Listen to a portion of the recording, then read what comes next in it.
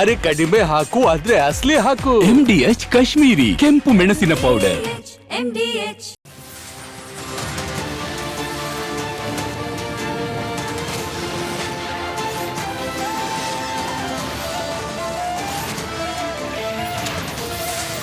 ನೀವು ನೋಡ್ತಾ ಇದ್ದೀರಾ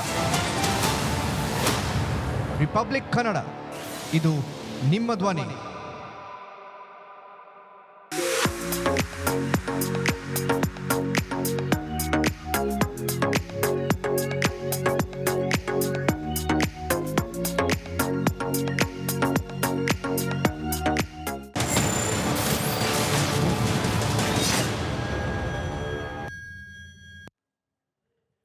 ನಮಸ್ಕಾರ, ಬಿಗ್ ಮಾರ್ನಿಂಗ್ಗೆ ಸ್ವಾಗತ.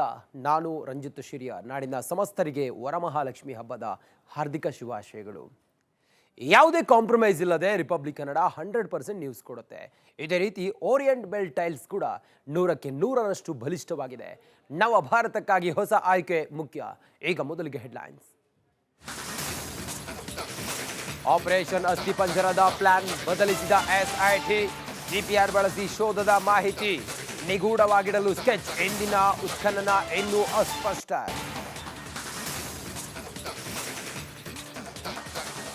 ನಿನ್ನೆ ಬ್ರೇಕ್, ಇವತ್ತು ಪುನರಾರಂಭವೇ ಇನ್ನೂ ಡೌಟ್. 13ನೇ ಸ್ಥಳದ ಉತ್ಖನನಕ್ಕೆ SIT ನಿಧಾನ ಧೋರಣೆ. ಸಾಕ್ಷಿಗಳ ವಿಚಾರಣೆಯಲ್ಲೇ ಅಧಿಕಾರಿಗಳು ಬ್ಯುಸಿ. ಸಾಮಾಜಿಕ ಜಾಲತಾಣದಲ್ಲಿ ಪ್ರಚೋದನಕಾರಿ ಹೇಳಿಕೆ. ಮಹೇಶ್ ಶೆಟ್ಟಿ, ಗಿರೀಶ್ ಮಠಣ್ಣನವರ್ ವಿರುದ್ಧ FIR. ಪುನೀತ್ ಕೆರೆಹಳ್ಳಿ ವಿರುದ್ಧವೂ ಕೇಸ್. ಚುನಾವಣಾ ಆಯೋಗದ ವಿರುದ್ಧ ಕಾಂಗ್ರೆಸ್ ರಣಕಹಳೆ. ಬೆಂಗಳೂರಿನಲ್ಲಿ ಇವತ್ತು ರಾಹುಲ್ ಗಾಂಧಿ ಪ್ರತಿಭಟನೆ. ರಾಜಧಾನಿಗೆ ಕಾದಿದೆಯಾ ಟ್ರಾಫಿಕ್ ಜಾಮ್ ಬಿಸಿ.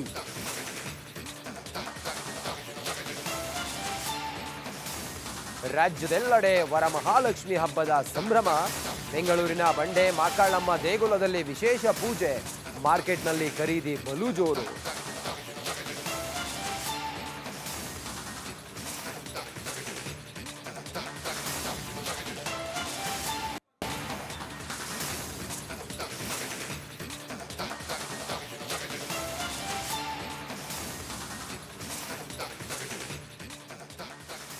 ಧರ್ಮಸ್ಥಳದ ನೇತ್ರಾವತಿ ನದಿಯ ತಟದಲ್ಲಿ ತಲೆಬುರುಡೆ ಪ್ರಕರಣ ಈಗ ಭಾರೀ ಚರ್ಚೆಗೆ ಕಾರಣ ಆಗ್ತಾ ಇದೆ.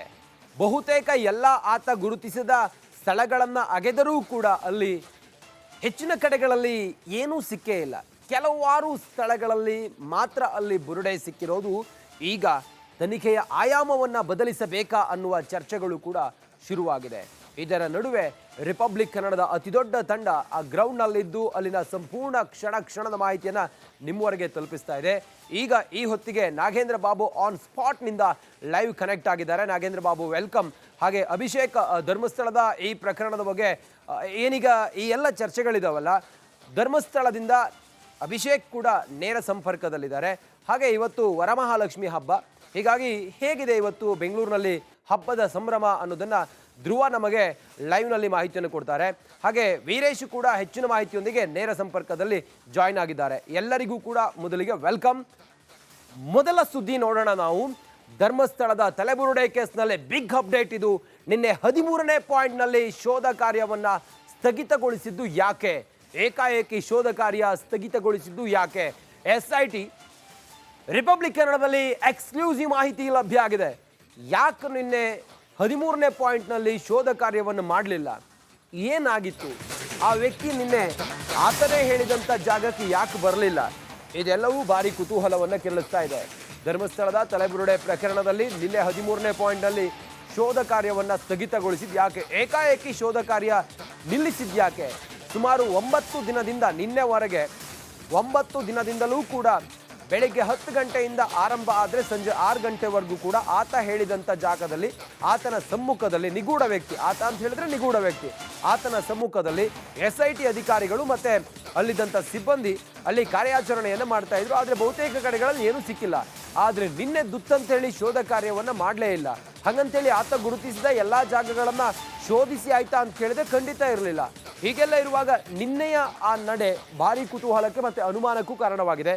ಏನಾದರೂ ತನಿಖೆಯ ಆಯಾಮವನ್ನು ಪೊಲೀಸರು ಬದಲಿಸಿದ್ದಾರಾ ಅನ್ನೋದ್ರ ಬಗ್ಗೆಯೂ ಕೂಡ ಕುತೂಹಲ ಇದೆ.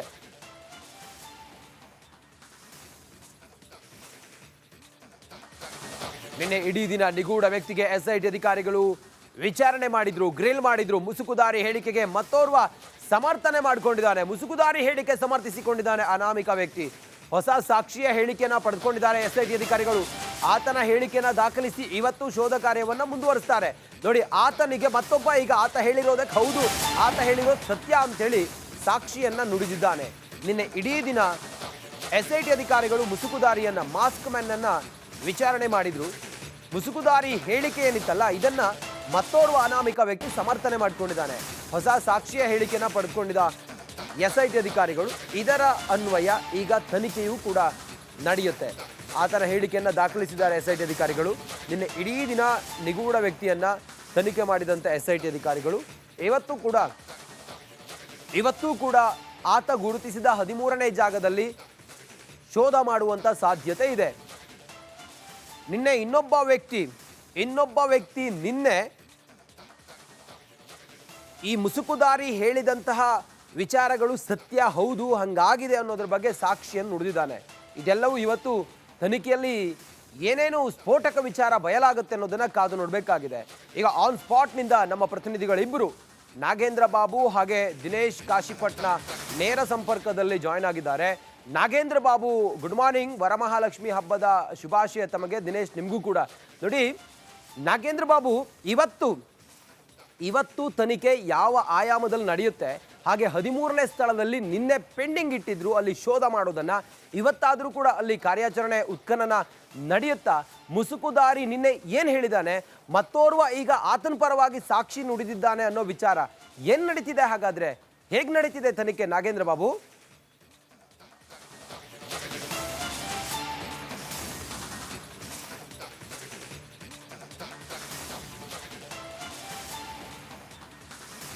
ರಂಜಿತ್, ಒಂದು ಕಡೆ SIT ತನಿಖೆ ಯಾವ ದಿಕ್ಕುಗಳನ್ನು ಪಡೆದುಕೊಳ್ತಾ ಇದೆ, ಯಾವ ತಿರುವುಗಳನ್ನು ಪಡೆದುಕೊಳ್ತಾ ಇದೆ ಅನ್ನೋ ಪ್ರಶ್ನೆಗಳಿಗೆ ಉದ್ಭವ ಆಗ್ತಾ ಇದೆ. ನೋಡಿ, 13ನೇ ಪಾಯಿಂಟ್ನ ವಿಚಾರವಾಗಿ ನಾನು ಮೊದಲಿಗೆ ಮಾತಾಡೋದಾದ್ರೆ, 13ನೇ ಪಾಯಿಂಟ್ನ ಮುಂಭಾಗದಲ್ಲಿ ನಾನು ನಿಂತಿದ್ದೀನಿ. ಇವತ್ತು 13ನೇ ಪಾಯಿಂಟ್ನಲ್ಲಿ ಉತ್ಖನನ ಕಾರ್ಯ ನಡೆಯುತ್ತಾ ಇಲ್ವಾ ಅನ್ನೋದು ಸದ್ಯಕ್ಕೆ ಪ್ರಶ್ನೆಯಾಗಿ ಉಳಿದುಕೊಂಡಿದೆ. GPR ಎಕ್ಸ್ಪರ್ಟ್ಗಳೇನಾದರೂ ಸಿಕ್ಕಿದೆ ಆದರೆ GPR ಅನ್ನ ತಂದು ಅದರ ಮೂಲಕ ಇಲ್ಲಿ ಶೋಧ ಕಾರ್ಯಾಚರಣೆಯನ್ನ ಮಾಡ್ತಾರೆ ಅನ್ನೋ ಮಾಹಿತಿ ಇದೆ. ಒಂದು ವೇಳೆ GPR ಸಿಗದೆ ಹೋದ್ರೆ ಏನು ಮಾಡ್ತಾರೆ SIT ತನಿಖಾ ತಂಡ? ಯಾಕೆ ಇದನ್ನ ತಡ ಮಾಡುವಂಥ ಕೆಲಸವನ್ನ ಮಾಡ್ತಾ ಇದ್ದಾರೆ ಅನ್ನೋ ಪ್ರಶ್ನೆಗಳು ಕೂಡ ಉದ್ಭವ ಆಗ್ತಾ ಇದೆ. ನೋಡಿ, ಪ್ರಮುಖವಾಗಿ ನಿನ್ನೆ ಬಂದು ಇಲ್ಲಿ ಉತ್ಖನನ ಕಾರ್ಯವನ್ನು ಅಥವಾ ಶೋಧ ಕಾರ್ಯಾಚರಣೆಯನ್ನ ಮಾಡಿ ಮುಗಿಸಿದ್ರೆ ಬಹುತೇಕ 13 ಪಾಯಿಂಟ್ಗಳು ಕೂಡ ಮುಕ್ತಾಯವಾಗ್ತಾ ಇತ್ತು, ಒಂದು ಅಂತಿಮ ಘಟ್ಟಕ್ಕೆ ಬಂದು ತಲುಪ್ತಾ ಇತ್ತು. ಕೇವಲ ಈ 13 ಪಾಯಿಂಟ್ನ ವಿಚಾರವಾಗಿ ಮಾತಾಡ್ತಾ ಇದ್ದೀನಿ. ಆದರೆ ಇದೆಲ್ಲವನ್ನ ಹೊರತುಪಡಿಸಿ ಈಗ ಮತ್ತೊಬ್ಬ ಸಾಕ್ಷಿಯೇ ಬರ್ತಿದ್ದಾನೆ. ಆತನ ಹೇಳಿಕೆಯನ್ನ ಪಡೆಯೋದು, ಆತ ಮುಸುಕುದಾರಿ ವ್ಯಕ್ತಿ ಏನು ಸೂಚನೆ ಕೊಟ್ಟಿದ್ದ, ಒಂದಷ್ಟು ಜನರ ಹೆಸರುಗಳನ್ನು ಹೇಳಿದ್ದ, ಅವರ ವಿಚಾರಣೆ ನಡೆಸೋದು, ಎಲ್ಲೋ ಒಂದು ಕಡೆ ಈ 13 ಪಾಯಿಂಟ್ಗಳನ್ನು ಉತ್ಖನನ ಕಾರ್ಯ ಮುಗಿಸಿ ಆ ಬಳಿಕ ಆ ಒಂದು ಸಾಕ್ಷಿಗಳ ಹೇಳಿಕೆಯನ್ನ ಪಡೆದುಕೊಳ್ಳಬಹುದಿತ್ತು SIT ತನಿಖಾ ತಂಡ ಅನ್ನೋ ಪ್ರಶ್ನೆ ಒಂದು ಕಡೆ. ಆದರೆ ಮತ್ತೊಂದು ಕಡೆ SIT ತನಿಖಾ ತಂಡದಲ್ಲಿ ಇವತ್ತು ಅನೇಕ ಅಧಿಕಾರಿಗಳಿದ್ದಾರೆ, ಸಿಬ್ಬಂದಿಗಳಿದ್ದಾರೆ. ಬೇರೆ ಬೇರೆ ತಂಡಗಳನ್ನ ಮಾಡಿಕೊಂಡು ಬೇರೆ ಬೇರೆ ನೇತೃತ್ವದಲ್ಲಿ ಒಂದು ವಿಚಾರಣೆಗಳನ್ನು ನಡೆಸೋದಾಗ್ಲಿ ಅಥವಾ ಶೋಧ ಕಾರ್ಯಾಚರಣೆಯನ್ನು ನಡೆಸೋದಾಗ್ಲಿ ಮಾಡಬಹುದಿತ್ತು. ಆದರೆ ಎಲ್ಲೋ ಒಂದ್ ಕಡೆ SIT ತನಿಖೆಯ ದಿಕ್ಕೆ ತಪ್ತಾ ಇದೆಯಾ? ಯಾಕೆ ಇನ್ನು 13ನೇ ಪಾಯಿಂಟ್ ಅನ್ನ ಮಾಡ್ತಾ ಇಲ್ಲ? ನೋಡಿ, ಯಾಕೆ ಅಂತ ಹೇಳ್ತಾ ಇದ್ದೀನಿ ನೋಡಿ ರಂಜಿತ್, ಸ್ಥಳೀಯರಲ್ಲಿ ಒಂದು ಆತಂಕ ಇದೆ. ಇಲ್ಲಿ ಪ್ರತಿನಿತ್ಯ ತುಂಬಾ ಜನ ಓಡಾಡ್ತಾ ಇರ್ತಾರೆ, ಈ ಒಂದು ಪಾಯಿಂಟ್ ಅನ್ನ ಮಾಡಿರ್ತಾರೆ, ಪೊಲೀಸ್ ಇರ್ತಾರೆ. ಈಗಷ್ಟೇ ನಾನು ನೋಡಿದೆ, ಒಂದು 5-6 ಶಾಲಾ ಬಸ್ಗಳು ಹೋಗ್ತಾ ಇತ್ತು, ಪುಟ್ಟ ಮಕ್ಕಳಿದ್ರು, ಅವರೆಲ್ಲರೂ ಕೂಡ ಹೋಗ್ತಿರ್ತಾರೆ. ಈ 13ನೇ ಪಾಯಿಂಟ್ ನಲ್ಲಿ ಈ ಒಂದು ಶೋಧ ಕಾರ್ಯಾಚರಣೆ ಮಾಡಿ ಮುಗಿಸ್ಬಿಟ್ರೆ ಎಲ್ಲೋ ಒಂದ್ ಕಡೆ ಇಲ್ಲಿ ಕಾರ್ಯಾಚರಣೆ ಮುಕ್ತಾಯ ಆಗಿದೆ, ವರದಿ ಬಂದ ಬಳಿಕ ನೋಡ್ಕೋಣ. ಆದ್ರೆ ಕಾರ್ಯಾಚರಣೆ ಮುಕ್ತಾಯ ಆಗಿದೆ ಅನ್ನೋ ನಿಟ್ಟಿಸರಲ್ಲಿ ಇಲ್ಲಿನ ಜನ ಕೂಡ, ಇಲ್ಲಿನ ಸ್ಥಳೀಯರೆಲ್ಲರೂ ಕೂಡ ಓಡಾಡ್ತಾರೆ. ನೋಡಿ, ಶಾಲಾ ಮಕ್ಕಳು ಓಡಾಡ್ತಾ ಇರ್ತಾರೆ. ನೋಡಿ, ಇಲ್ಲಿ ಇದೇ ರಸ್ತೆಯಲ್ಲಿ ಹೋಗ್ಬೇಕಾದ್ರೆ ಅವರು, ನಾನು ನೋಡಿದೆ, ಈಗ ಕಿಟಕಿಯಿಂದ ನೋಡ್ತಾ ಇದ್ರು ಮಕ್ಕಳು, ಈ ಒಂದು ಪಾಯಿಂಟ್ ಅನ್ನು ನೋಡ್ಕೊಂಡು ಹೋಗ್ತಾ ಇದ್ರು. ಅವರ ಮನಸ್ಸಲ್ಲಿ ಯಾವ ರೀತಿಯಾದಂತಹ ಒಂದು ಮನಸ್ಥಿತಿ ಉದ್ಭವ ಆಗುತ್ತೆ ಅರ್ಥ ಮಾಡ್ಕೋಬೇಕಾಗತ್ತೆ. ಹಾಗಾಗಿ SIT ತನಿಖಾ ತಂಡ ಇದನ್ನ ಗಮನದಲ್ಲಿಟ್ಕೊಂಡು ಸ್ಥಳೀಯರ ವಿಚಾರವಾಗಿ, ಸ್ಥಳೀಯರ ಮನಸ್ಸಿನ ವಿಚಾರವನ್ನ ಮನದಲ್ಲಿಟ್ಕೊಂಡು ಆದಷ್ಟು ಬೇಗ ಇಲ್ಲಿ ಉತ್ಖನನ ಕಾರ್ಯ ಅಥವಾ ಶೋಧ ಕಾರ್ಯಾಚರಣೆಯನ್ನ ಮಾಡಿ ಮುಗಿಸಿದ್ರೆ ಇಲ್ಲಿ ಆ ನಿರಾತಂಕವಾಗಿ ಸ್ಥಳೀಯರು ಓಡಾಡ್ತಾರೆ, ಶಾಲಾ ಮಕ್ಕಳು ಕೂಡ ಓಡಾಡ್ತಾರೆ, ಪೋಷಕರು ಕೂಡ ಓಡಾಡ್ಬೋದು. ಆದರೆ ಯಾಕೆ ಇದನ್ನ ದಿನೇ ದಿನೇ ಮುಂದಕ್ಕೆ ದೂಡ್ತಿದ್ದಾರೆ ಅನ್ನೋ ಪ್ರಶ್ನೆಗಳು ಕೂಡ ಉದ್ಭವ ಆಗ್ತದೆ. ನೋಡಿ, ಒಂದು ಕಡೆ GPR ಸಿಕ್ಕಿಲ್ಲ ಅಂತಂದ್ರೆ ಇವತ್ತು ಬರೋದೇ ಇಲ್ಲ ಅಂತ ಒಂದು ಚರ್ಚೆಗಳು ನಡೀತಾ ಇದೆ. GPR ಸಿಗೋರ್ಗೂ ಏನ್ ಮಾಡ್ತಾರೆ, ಇದೇ ರೀತಿಯಾಗಿ ಪೊಲೀಸರನ್ನ ಹಾಕಿರ್ತಾರೆ, ಶಸ್ತ್ರಸಜ್ಜಿತ ನೋಡಿ ನೋಡಿ ಇಲ್ಲಿ ಶಸ್ತ್ರಗಳನ್ನ ಇಟ್ಟುಕೊಂಡು ನಿಂತಿರ್ತಾರೆ. ಇದನ್ನ ಮಕ್ಕಳು ಇಲ್ಲಿ ನೋಡಿದಾಗ ಅವ್ರ ಮನಸ್ಸಲ್ಲಿ ಏನಾಗುತ್ತೆ, ನಾವು ಅದು ತಪ್ಪು ಅಂತ ಹೇಳ್ತಾ ಇಲ್ಲ, ಆದ್ರೆ ಬೇಗ ಮುಗಿಸಿದ್ರೆ ಅದರ ಬೇರೆ ಬೇರೆ ಆಯಾಮದಲ್ಲಿ SIT ತನಿಖಾ ತಂಡ ಕೂಡ ತನಿಖೆಯನ್ನ ನಡೆಸಬಹುದು ಅನ್ನೋ ವಿಚಾರವನ್ನ ನಾನಿಲ್ಲಿ ಮನವರಿಕೆ ಮಾಡಿಕೊಳ್ಳುವಂತ ಕೆಲಸವನ್ನ ಮಾಡ್ತಾ ಇದ್ದೀನಿ. ಇಲ್ಲಿನ ಸ್ಥಳೀಯರ ಪ್ರಶ್ನೆ ಕೂಡ ಅದೇ ಆಗಿದೆ. ನೋಡಿ, ಪ್ರತಿನಿತ್ಯ ಕೂಡ 13ನೇ ಪಾಯಿಂಟ್ಗೆ ಬರ್ತಾರೆ ಬರಲ್ಲ ಇದೇ ರೀತಿಯಿಂದ ಚರ್ಚೆಗಳಾಗ್ತಾ ಇದೆ. ಇಷ್ಟು ದಿನ GPR ಎಕ್ಸ್ಪರ್ಟ್ ನೋಡಿ 13ನೇ ಪಾಯಿಂಟ್ ಅಂತ ಗೊತ್ತಿತ್ತು SIT ತನಿಖಾ ತಂಡಕ್ಕೆ, 12 ಪಾಯಿಂಟ್ಗಳನ್ನ ಮುಗಿಸಿತ್ತು. ಆರಂಭದಿಂದಲೇ GPR ಎಕ್ಸ್ಪರ್ಟ್ಗಳನ್ನ ಹುಡುಕಾಡುವಂತ ಕೆಲಸವನ್ನ ಮಾಡಬಹುದಿತ್ತು. ಆದ್ರೆ ಕೊನೆಗಳಿಗೆಯಲ್ಲಿ ಬಂದು ನಾವೀಗ GPR ಎಕ್ಸ್ಪರ್ಟ್ಗಳು ಸಿಗ್ತಾ ಇಲ್ಲ, ಹಾಗಾಗಿ ತಡ ಆಗ್ತಾ ಇದೆ ಅನ್ನೋದ್ರಲ್ಲಿ ಯಾವುದೇ ಅರ್ಥ ಇರೋದಿಲ್ಲ. ಹಾಗಾಗಿ ಇದನ್ನ ಗೃಹ ಇಲಾಖೆ ಜೊತೆಗೆ DGP ಅವರು ಇದನ್ನ ಗಂಭೀರವಾಗಿ ಪರಿಗಣನೆಗೆ ತೆಗೆದುಕೊಳ್ಬೇಕು. SIT ತನಿಖೆ ಯಾವ ದಿಕ್ಕಿನಲ್ಲಿ ಸಾಗ್ತಾ ಇದೆ ಅನ್ನೋದ್ರ ಬಗ್ಗೆ ಒಂದಷ್ಟು ಮಾಹಿತಿಗಳನ್ನ ಗೃಹ ಇಲಾಖೆ ಕಲೆಕ್ಟ್ ಮಾಡಬೇಕಾಗುತ್ತೆ. ಈ ಪ್ರಶ್ನೆಗಳು ಕೂಡ ಉದ್ಭವ ಆಗ್ತಾ ಇದೆ. ರಂಜಿತ್, ಓಕೆ, ನಾಗೇಂದ್ರ ಬಾಬು ಹಾಗೆ ಲೈನಲ್ಲಿರಿ. ಹಾಗೆ ದಿನೇಶ್, ಈಗ ಈ ತನಿಖೆ ಯಾವ ದಿಕ್ಕಿನಲ್ಲಿ ಸಾಗ್ತಾ ಇದೆ ಇದೆಲ್ಲವೂ ಕೂಡ ಭಾರಿ ಕುತೂಹಲ. ದಿನೇಶ್, ಮಾತಾಡಿಸ್ತೀನಿ ನಿಮ್ಮನ್ನ. ನೋಡಿ, ಆಪರೇಷನ್ ಅಸ್ಥಿಪಂಜರದ ಪ್ಲಾನ್ ಅನ್ನ SIT ಅಧಿಕಾರಿಗಳು ಬದಲಿಸಿದ್ರ. ಏಕಾಏಕಿ GPR ಮೊರೆ ಹೋಗಿದ್ದು ಯಾಕೆ SIT ಅಧಿಕಾರಿಗಳು GPR ಅನ್ನ ಬಳಸಿ ಶೋಧದ ಮಾಹಿತಿಯನ್ನ ಪಡಿತಾರೆ. SIT ಅಧಿಕಾರಿಗಳು ಅದನ್ನ ಗೌಪ್ಯವಾಗಿ ಇಡುವ ಪ್ಲಾನ್ ಮಾಡಿದ್ದಾರೆ. ಯಾಕಂತ ಹೇಳಿದ್ರೆ ನೋಡಿ, ಅದು 13ನೇ ಪಾಯಿಂಟ್ ಇದೆಯಲ್ಲ, ಆ 13ನೇ ಪಾಯಿಂಟ್ ಅಲ್ಲಿ ಎದುರುಗಡೆ ಇರೋದೇ ರಸ್ತೆ. ಹಂಗೆ ನೋಡಿದ್ರೆ ಕೂಗಳತೆ ದೂರದಲ್ಲಿ ಮನೆಗಳಿದ್ದಾವೆ. GPR ಅನ್ನ ಬಳಸಿದಾಗ ಅದರ ಒಳಗಡೆ ಅಸ್ಥಿಪಂಜರ ಇತ್ತು ಅನ್ನೋದಾದ್ರೆ ಆ ಮಾಹಿತಿಯನ್ನ ಗೌಪ್ಯವಾಗಿಟ್ಟು ಮುಂದಿನ ಹಂತದಲ್ಲಿ ಅದನ್ನ ಬಹಳ ಸೂಕ್ಷ್ಮವಾಗಿ ತನಿಖೆ ಮಾಡಿದಾಗ ಅಥವಾ ವಿಚಾರಣೆ ಮಾಡಿದಾಗ ಯಾರು ಏನು ಎತ್ತ ಎಲ್ಲವೂ ಕೂಡ ಗೊತ್ತಾಗುತ್ತೆ. ಹಾಗಾಗಿ ಮ್ಯಾನ್ಯುವಲಿ ಅಗೆದಾಗ ಅಲ್ಲಿ ಜನ ಸೇರ್ತಾರೆ, ನೋಡ್ತಾರೆ ಎಲ್ಲವೂ ಕೂಡ. ಆದರೆ GPR ಶೋಧನೆ ಮಾಡಿದಾಗ ಯಾವುದೇ ಅಗೆಯೋ ವ್ಯವಸ್ಥೆ ಇರೋದಿಲ್ಲ. ಹೀಗಾಗಿ ಅದನ್ನು ಗೌಪ್ಯವಾಗಿ ಇಡುವಂಥ ತಯಾರಿಯಲ್ಲಿ ಈಗ SIT ಅಧಿಕಾರಿಗಳು ಇದ್ದಾರೆ ಅನ್ನೋದ್ರ ಬಗ್ಗೆ ಮಾಹಿತಿ ಲಭ್ಯ ಆಗಿದೆ. ಇವತ್ತೇ GPR ತಜ್ಞರನ್ನ ಕರೆಸಿ ಆ ಕಾರ್ಯಾಚರಣೆ ಆರಂಭ ಆಗುತ್ತೆ ಅನ್ನೋದ್ರ ಬಗ್ಗೆಯೂ ಕೂಡ ಮೂಲಗಳಿಂದ ಮಾಹಿತಿ ಇದೆ. ಧರ್ಮಸ್ಥಳದಲ್ಲಿ ಇವತ್ತಾದರೂ ಕೂಡ ಶೋಧ ನಡೆಯುತ್ತಾ, 13ನೇ ಪಾಯಿಂಟ್ನಲ್ಲಿ ಇವತ್ತು ಶೋಧ ನಡೆಯುತ್ತಾ, ಶೋಧ ಕಾರ್ಯ ನಡೆಯುತ್ತಾ ಅನ್ನೋದೇ ನಿಗೂಢವಾಗಿ ಉಳಿದಿದೆ. ಶೋಧ ಕಾರ್ಯ ನಡೆದು 13ನೇ ಪಾಯಿಂಟ್ನಲ್ಲಿ ಏನಾದರೂ ಅಸ್ಥಿಪಂಜರ ಸಿಕ್ಕು ಅಂತ ಹೇಳಿ ಆದರೆ ಮತ್ತೊಂದು ಟ್ವಿಸ್ಟ್ ಸಿಗುತ್ತೆ. ಯಾಕಂತ ಹೇಳಿದ್ರೆ ಈಗ ಸಿಕ್ಕಿರೋದು 6ನೇ ಪಾಯಿಂಟ್ನಲ್ಲಿ ಮಾತ್ರ ಕೆಲವು ಮೂಳೆಗಳು ಸಿಕ್ಕಿದ್ದಾವೆ. 13ನೇ ಪಾಯಿಂಟ್ನಲ್ಲಿ ಯಾಕೆ ಇನ್ನೂ ಕೂಡ ಪೆಂಡಿಂಗ್ ಇಟ್ಟಿದ್ದಾರೆ ಅನ್ನೋದ್ರ ಬಗ್ಗೆ ಮಾಹಿತಿ ಸಿಗಬೇಕಾಗಿದೆ. ಇನ್ನು GPR ಮೂಲಕ ಶೋಧ ಕಾರ್ಯ ನಡೆಸ್ತಾರೆ ಅನ್ನೋದ್ರ ಬಗ್ಗೆಯೂ ಕೂಡ ಮಾಹಿತಿ ಇದೆ. ಸದ್ಯಕ್ಕಂತೂ ಭಾರಿ ಕುತೂಹಲ ಕೆರಳಿಸ್ತಾ ಇದೆ. ಧರ್ಮಸ್ಥಳದ ಈ ನೇತ್ರಾವತಿಯ ನದಿಯ ತಟದಲ್ಲಿ ಮೂಳೆ ಇದೆ ಅನ್ನೋದು ಅಥವಾ ಅಸ್ಥಿಪಂಜರ ಇದೆ ಅನ್ನೋ ವಿಚಾರ ಸದ್ಯ ನಿಗೂಢ ವ್ಯಕ್ತಿಯ ನಿರಂತರ ವಿಚಾರಣೆ ನಡೆದಿದೆ. ಬಹುಶಃ ಇವತ್ತೇನಾದರೂ ಪ್ರಕರಣಕ್ಕೆ ಟ್ವಿಸ್ಟ್ ಸಿಗುತ್ತಾ ಕಾದು ನೋಡಬೇಕಾಗಿದೆ. ಅಗೈನ್ ನಮ್ಮ ದಿನೇಶ್ ಕಾಶಿಪಟ್ನ ನೇರ ಸಂಪರ್ಕದಲ್ಲಿದ್ದಾರೆ. ದಿನೇಶ್, GPR ಎಕ್ಸ್ಪರ್ಟ್ಗಳನ್ನು ಕರೆದುಕೊಂಡು ಬರ್ತಾರೆ. ಇವತ್ತೇ ಶೋಧ ಕಾರ್ಯಾಚರಣೆ ಆರಂಭ ಆಗುತ್ತೆ. ಅಗೈನ್ 1ರಿಂದ 12ರವರೆಗೆ 13 ಸೇರಿ ಅಲ್ಲಿ ಶೋಧಿಸ್ತಾರೆ ಅನ್ನೋ ಮಾಹಿತಿ ಇದೆ. ಸದ್ಯ ಏನಾಗಬಹುದು ಇವತ್ತು? SIT ಅಧಿಕಾರಿಗಳ ತನಿಖೆ ಯಾವ ಹಾದಿಯಲ್ಲಿ ಸಾಗ್ತಾ ಇದೆ, ಅದ್ರ ಜೊತೆಗೆ ಈ ನಿಗೂಢ ವ್ಯಕ್ತಿ ಏನು ಹೇಳಿದ್ದಾನೆ? ದಿನೇಶ್,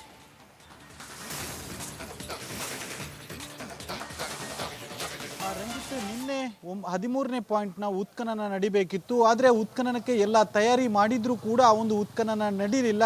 ಏನೋ ನಿನ್ನೆ ಕೂಡ ಒಂದು ದಿನದ ಉತ್ಖನನಕ್ಕೆ ಬ್ರೇಕ್ ಬಿದ್ದಿರುವಂಥದ್ದು. ಮೊನ್ನೆ ಭಾನುವಾರದ ರಜೆಯಿತ್ತು, ಅದರ ಹೊರತಾಗಿ ಪ್ರತಿದಿನ ಸತತವಾಗಿ ಉತ್ಖನನ ನಡೆದಿತ್ತು. ನಿನ್ನೆ ಮತ್ತೆ ಒಂದು ಬ್ರೇಕ್ ತೆಗೆದುಕೊಂಡಿರುವಂಥದ್ದು. ಯಾಕೆ ಅಂತ ಹೇಳಿದರೆ ಅಧಿಕಾರಿಗಳು ಅಂದರೆ SIT ಅಧಿಕಾರಿಗಳು ನಿನ್ನೆ SIT ಕಚೇರಿಯಲ್ಲಿ ತೀವ್ರವಾದಂಥ ಸಭೆ ನಡೆಸಿರುವಂಥದ್ದು. ಪ್ರಮುಖರ ಅಂದರೆ SIT ಅಧಿಕಾರಿಗಳು ಜೊತೆಗೆ ಕಂದಾಯ ಇಲಾಖೆಗೆ ಸೇರಿದವರು ಜೊತೆಗೆ ಒಂದಷ್ಟು ಎಕ್ಸ್ಪರ್ಟ್ಗಳ ಸಭೆಯನ್ನು ಕೂಡ ನಿನ್ನೆ ನಡೆಸಿರುವಂಥದ್ದು. ಜೊತೆಗೆ ಪ್ರಮುಖವಾಗಿ ಆ ಒಂದು ವ್ಯಕ್ತಿ ಏನಿದ್ದಾನಲ್ಲ, ದೂರುದಾರ ವ್ಯಕ್ತಿ, ಆತನನ್ನ ತೀವ್ರವಾಗಿ ನಿನ್ನೆ ವಿಚಾರಣೆ ಮಾಡಿರುವಂಥದ್ದು. ಸುಮಾರು 12 ಪಾಯಿಂಟ್ಗಳ ಆಗಿರುವಂಥದ್ದು. 12 ಪಾಯಿಂಟ್ಗಳ ಬಗ್ಗೆ ಒಂದಷ್ಟು ಪ್ರಶ್ನೆಯನ್ನು ಕೂಡ ಕೇಳಿರುವಂಥದ್ದು. ಯಾಕಂದ್ರೆ ಆತ 12 ಪಾಯಿಂಟ್ಗಳಲ್ಲೂ ಕೂಡ ಶವ ಸಿಗುತ್ತೆ ಅಂತ ಹೇಳಿದ್ದ. ಆದರೆ 6ನೇ ಪಾಯಿಂಟ್ ಬಿಟ್ಟರೆ ಬೇರೆ ಎಲ್ಲೂ ಕೂಡ ಸಿಕ್ಕಿಲ್ಲ. ಸಿಕ್ಕಿರುವಂಥದ್ದು ಮತ್ತೊಂದು ಏನಂದ್ರೆ 11ನೇ ಪಾಯಿಂಟ್ ಮೇಲ್ಭಾಗದಲ್ಲಿ ಒಂದು ಇಡೀ ಅಸ್ಥಿಪಂಜರ ಸಿಕ್ಕಿತ್ತು. ಆದರೆ ಅದು ಆತ್ಮಹತ್ಯೆಗೆ ಸಂಬಂಧಿಸಿದ ದಾಖಲಿಸಿದ್ದು ಅಂತ ಹೇಳಲಾಗ್ತದೆ. ಹೀಗಾಗಿ 12 ಪಾಯಿಂಟ್ಗಳಲ್ಲಿ ಕೇವಲ 6ನೇ ಪಾಯಿಂಟ್ನಲ್ಲಿ ಮಾತ್ರ ಕಳೆಬರ ಸಿಕ್ಕಿತ್ತು. ಹೀಗಾಗಿ ಇದೇ ವಿಚಾರದಲ್ಲಿ ಬಹಳಷ್ಟು ವಿಚಾರಣೆ ನಡೆಸಿರುವಂಥದ್ದು. ಇದರ ಜೊತೆಗೆ ಮತ್ತೋರ್ವ ದೂರುದಾರ ಆತನ ಜೊತೆಗಿದ್ದವಂತ ಹೇಳಿದವನು ಆತ SIT ಕಚೇರಿಗೆ ನಿನ್ನೆ ಹಾಜರಾಗಿದ್ದಾನೆ ಅಂತ ಕೂಡ ಹೇಳಲಾಗ್ತಿದೆ. ಆತನ ವಿಚಾರಣೆ ಕೂಡ ನಡೆದಿರುವಂಥದ್ದು. ಆತನನ್ನು ಕೂಡ ತೀವ್ರವಾಗಿ ಏನೋ SIT ಅಧಿಕಾರಿಗಳು ಬೇರೆ ಬೇರೆ ರೀತಿಯಲ್ಲಿ ಆತನನ್ನು ಕೂಡ ವಿಚಾರಣೆ ಮಾಡಿರುವಂಥದ್ದು. ಹೀಗಾಗಿ ನಿನ್ನೆ ಒಂದು ದಿನ ಏನಿದೆ ಅದು ಒಂದು ವಿಚಾರಣೆಗಾಗಿ ಮೀಸಲಿಟ್ಟದ್ದು ಆಗಿದೆ ಅಂತ ಹೇಳಲಾಗ್ತಿದೆ. ಜೊತೆಗೆ ಏನು 12 ದಿನಗಳ ಒಂದಷ್ಟು ವಿಡಿಯೋ ಫುಟೇಜ್ಗಳಿದೆ, ಫೋಟೋಗಳಿದೆ, ಇವುಗಳ ಕುರಿತು ಕೂಡ ಪರಿಶೀಲನೆ ಮಾಡಿರುವಂಥದ್ದು. ಜೊತೆಗೆ SIT ಅಧಿಕಾರಿಗಳು ಕೇವಲ ಉತ್ಖನನದ ಆಂಗಲ್ ಮಾತ್ರ ನೋಡ್ತಾ ಇಲ್ಲ, ಮತ್ತೊಂದು ಕಡೆ ಇದರ ವಿಚಾರಣೆ ಆಂಗಲ್ ಕೂಡ ನೋಡ್ತಾ ಇದ್ದಾರೆ. ಬೇರೆ ಬೇರೆಯವರನ್ನು ಕೂಡ ಈಗಾಗಲೇ ವಿಚಾರಣೆಗೆ ಒಳಪಡಿಸಲಾಗಿದೆ. ಒಂದಷ್ಟು ಮಾಹಿತಿಗಳನ್ನು ಕೂಡ ಕಲೆ ಹಾಕಲಾಗಿದೆ. ಪಂಚಾಯತಿನಿಂದ ಆಗಿರ್ಬೋದು, ಅಂದ್ರೆ ಸ್ಥಳೀಯ ಧರ್ಮಸ್ಥಳ ಗ್ರಾಮ ಪಂಚಾಯತಿನಿಂದ, ಜೊತೆಗೆ ಪೊಲೀಸ್ ಸ್ಟೇಷನ್ ಇಂದಲೂ ಕೂಡ ಮಾಹಿತಿ ತರಿಸಲಾಗಿದೆ. ಆ ಒಂದು ಮಾಹಿತಿಯನ್ನು ಕೂಡ ಈಗಾಗಲೇ ಪರಿಶೀಲನೆಯನ್ನು ಕೂಡ ನಿನ್ನೆ ನಡೆದಿರುವಂಥದ್ದು. ಹೀಗಾಗಿ ನಿನ್ನೆ ಒಂದು ದಿನ ಏನು ಗ್ಯಾಪ್ ಆಗಿ ಆ ಒಂದು ಪರಿಶೀಲನೆ ಮತ್ತು ಒಂದು ವಿಚಾರಣೆಗೆ ನಿನ್ನೆ ದಿನವನ್ನು ಬಳಕೆ ಮಾಡಿಕೊಂಡಿರುವಂಥದ್ದು. ಮತ್ತೊಂದು ವಿಚಾರ ಏನಂದ್ರೆ 13ನೇ ಪಾಯಿಂಟ್ ಏನಿದೆ ಅದು ಬಹಳಷ್ಟು ಕಗ್ಗಂಟು ಮತ್ತು ಸವಾಲಾಗಿರುವ ಪಾಯಿಂಟ್. ಇದನ್ನು ಉತ್ಖನನ ನಡಿಬೇಕಾದ್ರೆ GPR ಆ ಒಂದು ತಂತ್ರಜ್ಞಾನವೇ ಬಳಕೆ ಮಾಡಬೇಕು ಅನ್ನುವಂಥ ಒತ್ತಾಯ ಈ ಹಿಂದಿನಿಂದಲೂ ಕೂಡ ಕೇಳಿ ಬಂದಿತ್ತು. ಹೀಗಾಗಿ ಅಧಿಕಾರಿಗಳು ಕೂಡ GPR ತಂತ್ರಜ್ಞಾನದ ಬಳಕೆಯ ಕುರಿತಾಗಿ ಒಂದಷ್ಟು ಎಕ್ಸ್ಪರ್ಟ್ಗಳ ಸಲಹೆಯನ್ನು ಕೂಡ ನಿನ್ನೆ ಪಡೆದುಕೊಂಡಿರುವಂಥದ್ದು. ಸಲಹೆ ಪಡೆದು ಇದು ಯಾವ ರೀತಿಯಾಗಿ ಉತ್ಖನನ ನಡೆಸಬೇಕು ಅನ್ನುವಂಥ ನಿಟ್ಟಿನಲ್ಲಿ ಚರ್ಚೆ ನಡೆಸಿರುವಂಥದ್ದು. ಮತ್ತೊಂದು ವಿಚಾರ ಏನಂದ್ರೆ 13ನೇ ಪಾಯಿಂಟ್ ಏನಿದೆ ಅದು GPR ಮಾಡಿದ್ರೆ ಅದರ ಬಳಿಕ ಒಂದಷ್ಟು ಮಾಹಿತಿಗಳನ್ನು ಗೌಪ್ಯವಾಗಿ ಇಡಬೇಕು ಅನ್ನುವಂಥ ನಿಟ್ಟಿನಲ್ಲೂ ಕೂಡ ಚರ್ಚೆ ಮಾಡಿರುವಂಥದ್ದು. ಯಾಕಂದ್ರೆ ಒಂದಷ್ಟು ಮಾಹಿತಿಗಳು ಸೋರಿಕೆ ಆಗಿತ್ತು. ಬಹಳಷ್ಟು ಅಂದ್ರೆ 6ನೇ ಪಾಯಿಂಟ್ ಏನಿದೆ ಅದು ಉತ್ಖನನ ನಡೆಸ್ತಾ ಇದ್ದಂಗೆ ಅದು ಅಲ್ಲಿ ಕಳೆಬರ ಸಿಕ್ಕಿದೆ ಅನ್ನುವಂಥ ಮಾಹಿತಿ ಕೂಡ ಲಭ್ಯ ಆಗಿತ್ತು. ಹೀಗಾಗಿ ಗೌಪ್ಯವಾಗಿ ಇರುವ ನಿಟ್ಟಿನಲ್ಲಿ ಒಂದಷ್ಟು ಚರ್ಚೆಗಳು ಕೂಡ ನಡೆದಿರುವಂಥದ್ದು. ಜೊತೆಗೆ ಆ ಒಂದು ಮತ್ತೋರ್ವ ಏನು ಅನಾಮಿಕ ಏನಿದ್ದಾನಲ್ಲ ಆತನ ವಿಚಾರಣೆ ನಡೆಸಿರುವಂಥದ್ದು. ಆತನ ಕುರಿತಾಗಿ ಕೂಡ ಒಂದಷ್ಟು ಗೌಪ್ಯತೆಗಳನ್ನು ಕಾಯ್ದುಕೊಂಡಿರುವಂಥದ್ದು. ಒಟ್ಟಿನಲ್ಲಿ ಯಾವತ್ತು ಪ್ರಮುಖವಾಗಿ 9ನೇ ದಿನದ ಉತ್ಖನನ 13ನೇ ಪಾಯಿಂಟ್ ನಲ್ಲಿ ನಡೆಯಬೇಕಾಗುತ್ತೆ.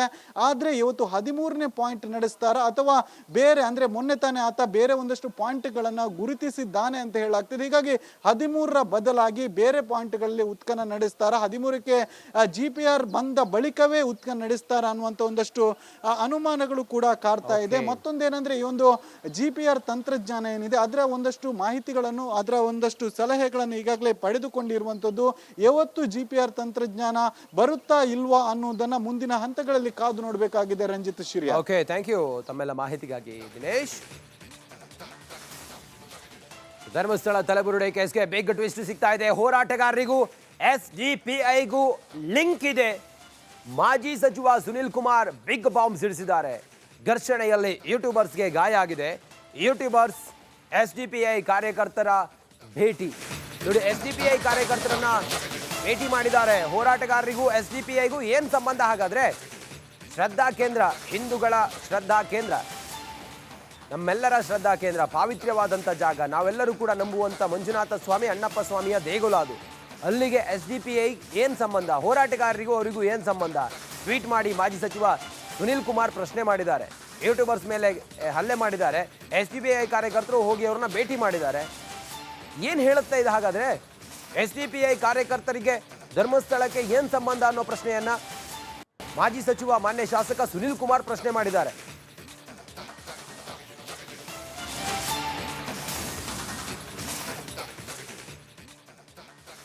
ಸುನಿಲ್ ಕುಮಾರ್ ನಿನ್ನೆ ಕೂಡ ಅಸಮಾಧಾನ ಹೊರಹಾಕಿದ್ರು. ಇವತ್ತು ಟ್ವೀಟ್ ಮಾಡೋ ಮೂಲಕ ಸುನಿಲ್ ಕುಮಾರ್ ಹೇಳಿದ್ದಾರೆ, ನೋಡಿ SDPIಗೂ ಮತ್ತೆ ಈ ಹೋರಾಟಗಾರರಿಗೂ ಏನು ಸಂಬಂಧ?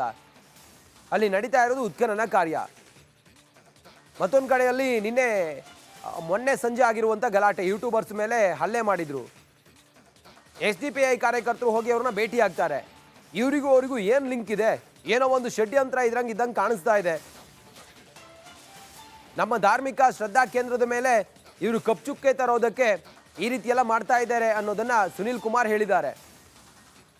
ನೋಡಿ, ಅವರು ಬಹಳ ತೀಕ್ಷ್ಣವಾಗಿ ಮಾತಾಡಿದ್ದಾರೆ. SDPI ಜಿಹಾದಿ ಗ್ಯಾಂಗ್, ಕಾನೂನು ಕೈಗೆತ್ತಿಕೊಳ್ಳುವವರೇ ತುಂಬಿದ್ದಾರೆ ಇದರಲ್ಲಿ.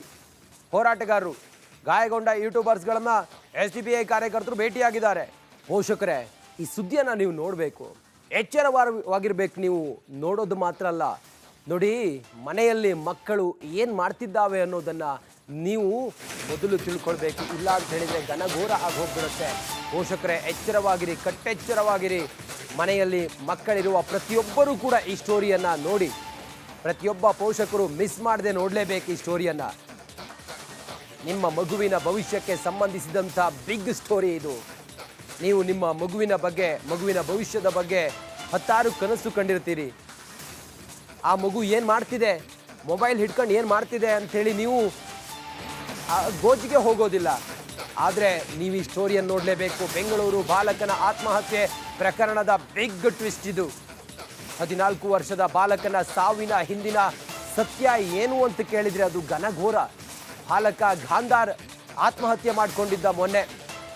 ಆ ಆತ್ಮಹತ್ಯೆಯ ಹಿಂದೆ ವೆಬ್ ಸೀರೀಸ್ ನೆರಳಿರೋದು ಈಗ ಗೊತ್ತಾಗಿದೆ. ವೆಬ್ ಸೀರೀಸ್ ಗುಂಗಿನಲ್ಲಿ ಆತ ಮುಳುಗಿದ್ದ ಅನ್ನುವ ವಿಚಾರ ಈಗ ಬಯಲಾಗಿದೆ. ಗಾಂಧಾರ್ ಡೆತ್ ನೋಟ್, ಅದರಲ್ಲಿ ಆತ ಎಲ್ಲ ಬರ್ಕೊಂಡಿದ್ದ. ಆ ಡೆತ್ ನೋಟ್ ಅನ್ನೋ ಜಪಾನೀಸ್ ಡೆತ್ ನೋಟ್ನಲ್ಲಿತ್ತು ಜಪಾನೀಸ್ ವೆಬ್ ಸೀರೀಸ್ನ ಪ್ರಭಾವದಿಂದ ಆತ ಆತ್ಮಹತ್ಯೆ ಮಾಡಿಕೊಂಡಿದ್ದ ಅನ್ನೋ ವಿಚಾರ. ವೆಬ್ ಸೀರೀಸ್ನ ಪಾತ್ರಗಳಿಂದ ಗಾಂಧಾರ್ ತುಂಬ ಮೋಟಿವ್ ಆಗಿದ್ದ. ಅತಿಯಾದ ಆತನ ಆ ವೆಬ್ ಸೀರೀಸ್ ನೋಡೋದು ಮತ್ತು ಅದರ ಪ್ರೇರಣೆಯಿಂದ ಗಾಂಧಾರ್ ಸೂಸೈಡ್ ಮಾಡಿಕೊಂಡಿದ್ದಾನೆ ಅನ್ನುವ ಸ್ಫೋಟಕ ವಿಚಾರ ಈಗ ಬಯಲಾಗಿದೆ. ಸಾವಿನ ಹಿಂದೆ ಡೆತ್ ನೋಟ್ನಲ್ಲಿ ಆ ವೆಬ್ ಸೀರೀಸ್ನ ಪ್ರಭಾವದ ಕುರಿತಾಗಿ ಈಗ ಸ್ಫೋಟಕ ವಿಚಾರ ಪೊಲೀಸರ ತನಿಖೆ ವೇಳೆ ಬಯಲಾಗಿದೆ. ಗಾಂಧಾರ್ ಇದ್ದ ರೂಮ್ನ ತುಂಬೆಲ್ಲ ವೆಬ್ ಸೀರೀಸ್ನ ಪಾತ್ರಗಳ ಚಿತ್ರಗಳನ್ನು ಆತ ಬಿಡಿಸಿದ್ದ ಮತ್ತು ಆ ಚಿತ್ರಗಳು ಅಲ್ಲಿ ಕಾಣಿಸಿತ್ತು. ಪೊಲೀಸರ ಪ್ರಾಥಮಿಕ ತನಿಖೆಯಲ್ಲಿ ಇದೆಲ್ಲವೂ ಕೂಡ ಬಹಿರಂಗ ಆಗಿದೆ. ಖ್ಯಾತ ಜಾನಪದ ಗಾಯಕಿ ಸವಿತಾ ಅವರ ಪುತ್ರ ಗಾಂಧಾರ್ ಆತ್ಮಹತ್ಯೆ ಮಾಡಿಕೊಂಡಿದ್ದು, ಆ ಆತ್ಮಹತ್ಯೆ ಹಿಂದೆ ಇದ್ದಂಥ ವಿಚಾರ, ಯಾಕಾಗಿ ಆತ್ಮಹತ್ಯೆ ಮಾಡಿಕೊಂಡ 14 ವರ್ಷದ ಬಾಲಕ, ಏನಾಗಿತ್ತು ಅನ್ನೋ ವಿಚಾರ ಈಗ ಎಲ್ಲರನ್ನೂ ಬೆಚ್ಚಿ ಬೀಳಿಸಿದೆ.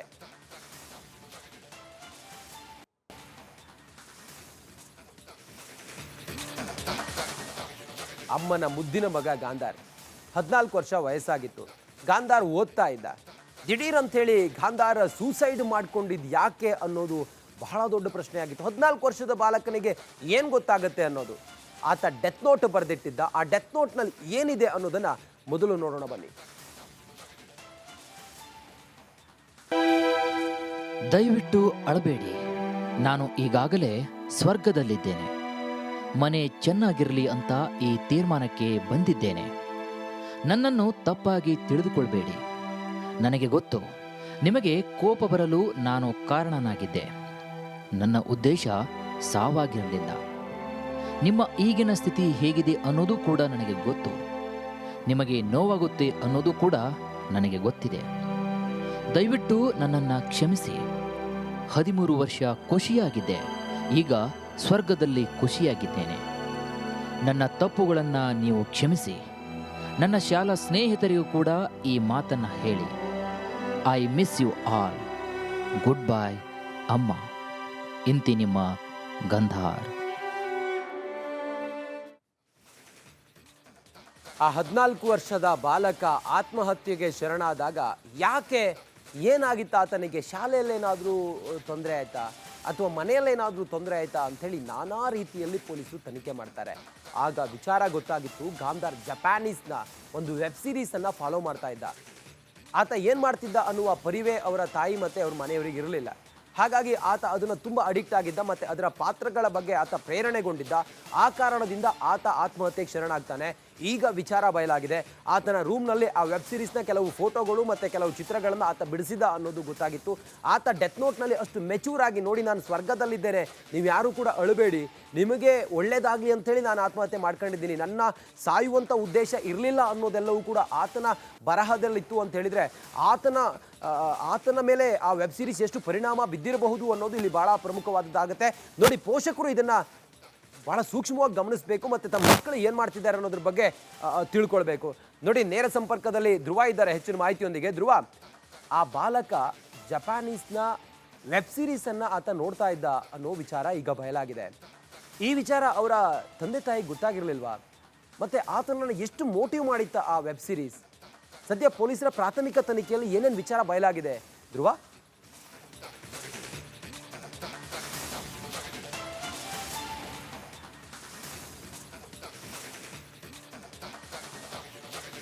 ರಂಜಿತ್, ಸಿಕೆ ಅಚ್ಚುಕಟ್ಟು ಪೊಲೀಸರು ಈ ಆತ್ಮಹತ್ಯೆ ಪ್ರಕರಣವನ್ನ ದಾಖಲಿಸಿಕೊಂಡು ತನಿಖೆಯನ್ನ ನಡೆಸ್ತಾ ಇರುವಂತಹ ಸಂದರ್ಭದಲ್ಲಿ ಈ ಗಾಂಧಾರ ಏನಿದ್ದಾನೆ ಆತನ ಸಾವಿಗೆ ಒಂದು ಜಪಾನೀಸ್ ವೆಬ್ ಸೀರೀಸ್ ಕಾರಣ ಅನ್ನೋದು ಗೊತ್ತಾಗಿದೆ. ಈ ವಿಚಾರ ಫ್ಯಾಮಿಲಿಯವರಿಗೂ ಕೂಡ ಗೊತ್ತಿರಲಿಲ್ಲಂತೆ. ಆದ್ರೆ ಗಾಂಧಾರ್ ಮನೆಯಲ್ಲೇ ಇದ್ದಾಗ ಮೊಬೈಲ್ ಅನ್ನ ಜಾಸ್ತಿ ಯೂಸ್ ಮಾಡ್ತಾ ಇದ್ದ. ಆ ಮೊಬೈಲ್ನಲ್ಲಿ ಡೆತ್ ನೋಟ್ ಎನ್ನುವಂತಹ ಜಪಾನೀಸ್ ವೆಬ್ ಸೀರೀಸ್ ಒಂದನ್ನು ಆತ ನೋಡ್ತಾ ಇದ್ದ. ಅದರಲ್ಲಿ ಬರುವಂತಹ ಕ್ಯಾರೆಕ್ಟರ್ಗಳನ್ನ ತಾನೇ ಅಂತ ಬಿಂಬಿಸ್ಕೊಳ್ತಿದ್ದ. ಅದರಲ್ಲಿ ಕ್ರಿಯೇಚರ್ ಅನ್ನುವಂಥ ಒಂದು ಕ್ಯಾರೆಕ್ಟರ್ ಬರುತ್ತೆ, ಅದನ್ನ ತಾನೇ ಅನ್ನುವಂಥದ್ದನ್ನ ಆತ ಬಿಂಬಿಸ್ಕೊಂಡು ಅದೇ ರೀತಿ ಆಕ್ಟ್ ಅನ್ನ ಕೂಡ ಮಾಡ್ತಾನಂತೆ.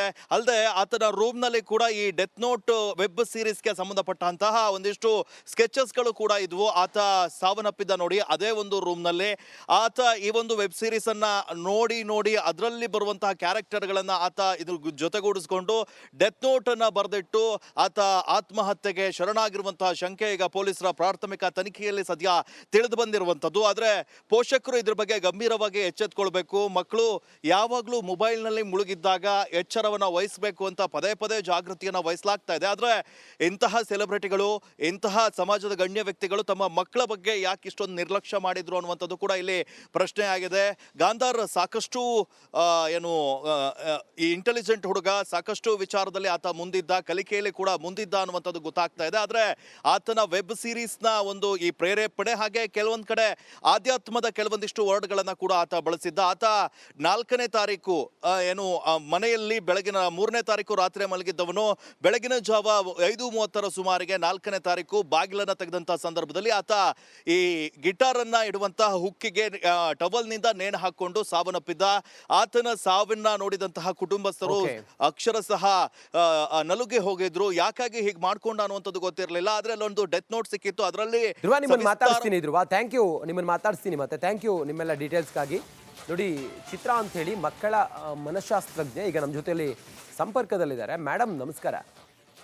ನಮಸ್ತೆ. ನಮಸ್ತೆ ಮೇಡಮ್, ಈ ವಿಚಾರ ತಮಗೆ ತಿಳಿದಿದೆ ಅಂತ ನಾನು ಭಾವಿಸ್ತೀನಿ. ಗಾಂಧಾರ್ ಅನ್ನೋ ಪುಟ್ಟ ಬಾಲಕ ಆತ್ಮಹತ್ಯೆ ಮಾಡ್ಕೊಂಡಿದ್ದು ಯಾಕೆ ಅಂತ ಹೇಳಿ ಕೇಳಿದಾಗ ಪ್ರಾಥಮಿಕವಾಗಿ ಮಾಹಿತಿ ಸಿಕ್ಕಿರೋದು ಆತ ಒಂದು ವೆಬ್ ಸೀರೀಸ್ಗೆ ಕನೆಕ್ಟ್ ಆಗಿದ್ದ, ಅದರ ಪಾತ್ರಗಳನ್ನು ನಾನು ಅಂಥೇಳಿ ಆತ ಭಾವಿಸ್ಕೊಂಡು ಆತ ಸೂಸೈಡ್ ಮಾಡ್ಕೊಂಡಿದ್ದಾನೆ ಅನ್ನೋದು. ಆ ಮಕ್ಕಳ ಮನಸ್ಸು ಅಷ್ಟು ದುರ್ಬಲವಾಗಿರುತ್ತಾ, ಹೇಗೆ ಅಷ್ಟು ಪ್ರಭಾವ ಬೀರುತ್ತಾ ಮೇಡಮ್ ಇಂಥ ವೆಬ್ ಸೀರೀಸ್ಗಳು ಮಕ್ಕಳ ಮಾನಸಿಕವಾಗಿ? ಖಂಡಿತ ಒಂದ್ ರೀತಿ ಹೌದು ಅಂತಾನೆ ಹೇಳ್ಬೋದು. ಸಾಕಷ್ಟು ಈ ತರ ಘಟನೆಗಳೀಗ ಬೆಳಕಿಗೆ ಬರ್ತಾ ಇದೆ. ಈ ವೆಬ್ ಸೀರೀಸ್ ಆಗಿರ್ಬೋದು ಅಥವಾ ಅನಿಮೇಟೆಡ್ ಇದಾಗಿರ್ಬೋದು ಅಥವಾ ಈ ಹೀರೋಯಿಸಮ್ ಆಗಿರ್ಬೋದು, ಸೊ ಆ ಕ್ಯಾರೆಕ್ಟರ್ ಏನ್ ಹೈಲೈಟ್ ಆಗತ್ತೆ ಈ ತರ ಒಂದು ಸೀರೀಸ್ ಗಳಲ್ಲಿ, ಈವನ್ ಆ ಲೆಕ್ಕಕ್ಕೆ ಅಡಲ್ಟ್ಸ್ ಕೂಡ ಕೆಲವೊಂದ್ಸತಿ we try to place our self ಆ ಒಂದು ಹೀರೋ ಜಾಗದಲ್ಲೋ ಹೀರೋಯಿನ್ ಜಾಗದಲ್ಲೋ, ಈ ತರ ನನಗೂ ಆದ್ರೆ ಅಥವಾ ಈ ತರ ನಾನು ಮಾಡಿದ್ರೆ ಎಷ್ಟ್ ಚೆನ್ನಾಗಿರತ್ತೆ, ಹಾಗಾಗಿನೇ ಅಲ್ವಾ ಎಷ್ಟೋ ಜನ ಆ ಹೀರೋ ತರ ನನ್ ಗಂಡ ನನ್ ಹುಡುಗನು ಹೀಗೆ ಟ್ರೀಟ್ ಮಾಡ್ಬೇಕು, ನನ್ ಹುಡುಗಿನೂ ಹೀಗೆ ಇರ್ಬೇಕು, ಅಡಲ್ಟ್ಸೇ ಆ ರೀತಿ ಭ್ರಮೆಗೊಳಗಾಗ್ತಾರೆ. ಇನ್ನ ಮಕ್ಕಳು ವಿಮರ್ಶೆ ಮಾಡುವಂತಹ ಒಂದು ಕೆಪಾಸಿಟಿ ಏನಿರುತ್ತೆ ಬಹಳ ಕಡಿಮೆ ಇರುತ್ತೆ. ಇವತ್ತಿಗೂ ಕೂಡ ಎಲ್ಲೋ ಒಂದ್ ಕಡೆ ಯಾವುದು ಟಿವಿಯಲ್ಲಿ ಬರುತ್ತೆ ಅಥವಾ ಯಾವುದು ಮೀಡಿಯಾದಲ್ಲಿ ಬರುತ್ತೆ, ದಟ್ ಈಸ್ ಟ್ರೂ, ಅದು ನಿಜ, ವಾಸ್ತವತೆ, ಅಥವಾ ಆತರ ಇದ್ರೆ ಚೆನ್ನಾಗಿರತ್ತೆ, ಈ ತರದ ಒಂದು ಜಡ್ಜ್ಮೆಂಟ್ ಮನಸ್ಸಲ್ಲಾಗತ್ತೆ. ಅದನ್ನ ಎಷ್ಟರ ಮಟ್ಟಿಗೆ ತಗೊಳ್ಬೇಕು ಅನ್ನುವಂತಹ ಒಂದು ಡಿಸ್ಕ್ರಿಷನ್ ಮಕ್ಕಳಿಗೆ ಆ ಒಂದು ಸಾಮರ್ಥ್ಯ ಇರೋದಿಲ್ಲ. ಅಂತ ಸಂದರ್ಭದಲ್ಲಿ ತುಂಬಾ ಇನ್ವಾಲ್ವ್ ಆದಂತಹ ಒಂದು ಪೀರಿಯಡ್ ಅಲ್ಲಿ ಈ ತರ ಘಟನೆಗಳಾಗುವಂಥದ್ದು ಸಾಧ್ಯತೆಗಳಿದೆ. ಚಿತ್ರಾ ಮೇಡಮ್, ಅದು ಸಾವಿನವರೆಗೂ ಕೂಡ ತೆಗೆದುಕೊಂಡು ಹೋಗುತ್ತೆ ಅಂತ ಹೇಳಿದ್ರೆ ಎಷ್ಟು ಗಂಭೀರ ವಿಚಾರ ಇದು, ಆಲೋಚನೆ ಮಾಡಬೇಕಾದ. ಹೌದು, ಖಂಡಿತ ಹೆದರಿಕೆ ಆಗತ್ತೆ. ಹಾಗಾಗಿಯೇ ಇವತ್ತಿನ ಮೀಡಿಯಾದ ಕಂಟೆಂಟ್ ಮೇಲೆ ಒಂದು ಪೇರೆಂಟಲ್ ಕಂಟ್ರೋಲ್ ಇರ್ಬೇಕಾಗಿರುವಂತದ್ದು ಬಹಳ ಅನಿವಾರ್ಯ ಆಗಿದೆ. ಇದು ನೋಡ್ತಾ ಇದ್ರೆ ನಿಜಕ್ಕೂ ಇದೊಂದು ಹೆದರಿಕೆ ತರಿಸುವಂತಹ ವಿಚಾರ. ಪೋಷಕರಾಗಿರ್ಲಿ ಅಥವಾ ಈವನ್ ಫಾರ್ ದಟ್ ಮ್ಯಾಟರ್ ಈ ಒಂದು ಪರ್ಟಿಕ್ಯುಲರ್ ವೆಬ್ ಸೀರೀಸ್ ಏನಿದೆ, ಎಷ್ಟೋ ದೇಶದಲ್ಲಿ ಅದನ್ನ ಬ್ಯಾನ್ ಮಾಡಿದ್ದಾರೆ ಅನ್ನೋದು ನನ್ ಗಮನಕ್ಕೆ ಬಂತು. ಸೊ ಈವನ್ ಗವರ್ಮೆಂಟ್ ಆಗಿರ್ಲಿ ಯಾವುದನ್ನ ಅಲೋ ಮಾಡ್ಬೇಕು ಮಾಡ್ಬಾರ್ದು ಅನ್ನೋದಕ್ಕೆ ಏನಾದ್ರೂ ಒಂದು ಬೋರ್ಡ್ ಇರ್ಬೇಕು. ಇಂಥದೆಲ್ಲ ನೋಡ್ತಿದ್ದಾಗ ಆ ಥರದ್ ಏನಾದ್ರೂ ಮೆಷರ್ಸ್ ತಗೊಳ್ಳೋದು ತುಂಬಾ ಅನಿವಾರ್ಯ ಆಗತ್ತೆ. ಅಂಡ್ ನಿಜಕ್ಕೂ ದಿಸ್ ಇಸ್ ವೆರಿ ಸ್ಕೇರಿ. ನಿಜ. 24 hours ಯಾರಿಂದನೂ ಇರ್ಲಿಕ್ಕೆ ಆಗೋದಿಲ್ಲ. ಸೊ ಮಕ್ಳು ಏನ್ ನೋಡ್ತಿದ್ದಾರೆ, ಏನ್ ಬಿಡ್ತಿದ್ದಾರೆ ಅಂತ 3 ಹೊತ್ತು ಅದನ್ನ ಹಿಡ್ಲಿಕ್ಕೆ ಆಗಲ್ಲ. ಸೊ ಕಂಟೆಂಟ್ ಬರ್ಬೇಕಾದ್ರೇನೆ ಐ ಥಿಂಕ್ ಒಂದು ಮೆಷರ್ ತಗೊಳ್ಳೋದು ಅನಿವಾರ್ಯ ಅಂತ ಅನ್ಸುತ್ತೆ. ಚಿತ್ರಾ ಮೇಡಮ್, ನೋಡಿ, ಮಕ್ಕಳ ಚಲನವಲನದ ಬಗ್ಗೆ, ಮಕ್ಕಳು ಏನು ಮಾಡ್ತಿದ್ದಾರೆ ಅನ್ನೋದ್ರ ಬಗ್ಗೆ ಪೋಷಕರು ಸೂಕ್ಷ್ಮವಾಗಿ ಗಮನಿಸ್ತಾ ಇರಬೇಕಾಗತ್ತೆ. ನೋಡಿ, ಆ ಬಾಲಕ ಆ ರೂಮಲ್ಲಿ, ಆತ ಇದ್ದ ರೂಮಲ್ಲಿ ಚಿತ್ರ ಬಿಡಿಸಿದ್ನಂತೆ, ಆತ ಇದ್ದ ರೂಮಲ್ಲಿ ಕೆಲವು ಕ್ಯಾರೆಕ್ಟರ್ಗಳ ಬಗ್ಗೆ ಬರ್ಕೊಂಡಿದ್ನಂತೆ. ಇದನ್ನೆಲ್ಲ ಆ ತಾಯಿ ಗಮನಿಸಲಿಲ್ಲ ಅನ್ನೋದು. ಈ ವಯೋಮಾನದ ಮಕ್ಕಳ ಮೇಲೆ ತಮ್ಮ ಪೋಷಕರು ಎಷ್ಟು ಗಮನ ಇಡಬೇಕು, ಎಷ್ಟು ಅವರ ಎಲ್ಲವನ್ನು ಕೂಡ ನೋಡಬೇಕು, ಪೋಷಕರಿಗೆ ತಾವು ಏನು ಹೇಳ್ತೀರಿ ಮೇಡಮ್? ಫಸ್ಟ್ ಆಫ್ ಆಲ್ ನನ್ ಮನ್ಸು ಆ ಪೋಷಕರಿಗಾಗಿ ತುಂಬಾ ಮಿಡಿಯುತ್ತೆ. I really empathise those parents. ಯಾಕಂದ್ರೆ ಈಗ ಆಲ್ರೆಡಿ ಅವ್ರು ಎಷ್ಟು ಗಿಲ್ಟ್ ಅನುಭವಿಸ್ತಿರ್ತಾರೋ ಗೊತ್ತಿಲ್ಲ. ಟು ಬಿ ಆನೆಸ್ಟ್, ಮಕ್ಕಳಿಗಿಂತ ಪೋಷಕರಿಗೆ ಹೊರೆ ಜಾಸ್ತಿ ಆಗುತ್ತೆ.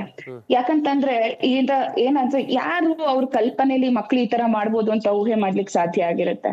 ಏನಂದ್ರೆ ಈ ತರ ಕ್ಯಾರೆಕ್ಟರ್ಸ್ ಏನೋ ಡ್ರಾ ಮಾಡಿದಾಗ, ಇನ್ನೇನೋ ಮಾಡಿದಾಗ, ಓಕೆ ಅವ್ನ್ ಕ್ರಿಯೇಟಿವ್ ಇರ್ಬೋದು ಅಥವಾ ಅವ್ನ್ ಫ್ಯಾನ್ ಬೇಸ್ ಇರ್ಬಹುದು ಅನ್ನೋದು ಅಷ್ಟೇ ಬರುತ್ತೆ ಹೊರತು, ಐ ಥಿಂಕ್ ನಮ್ಗೇನೆ ಇದು ಆಶ್ಚರ್ಯ ಆಗ್ತಾ ಇದೆ. ಈ ಪ್ರೊಫೆಷನಲ್ ಇರುವಂತ ನಮ್ಗೇನೆ ಆಶ್ಚರ್ಯ ಆಗ್ತಾ ಇದೆ.